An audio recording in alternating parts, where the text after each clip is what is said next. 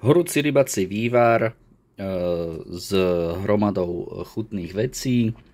Môže byť použitý číri na začiatku alebo na konci japonského stolovania namiesto miso vývaru, aj keď ten je častejší.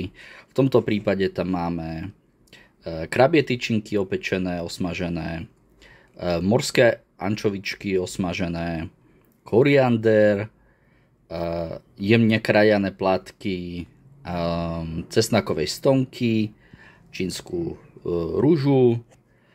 Všetko krásne ladí s tým vývarom, ktorý je z hoky, morského hoky, so zázvorom, cesnakom, cibulou a komburiasou dlho varené, aby pustilo všetku svoju intenzitu a chuť. Samozrejme, že môžeme do toho vývaru dať aj kúsky samotného hoky, pokiaľ ho nemáme na iný účel. Je to ale veľmi príjemné, lahodné jedlo. Inak polievka sa pije priamo z tej misky.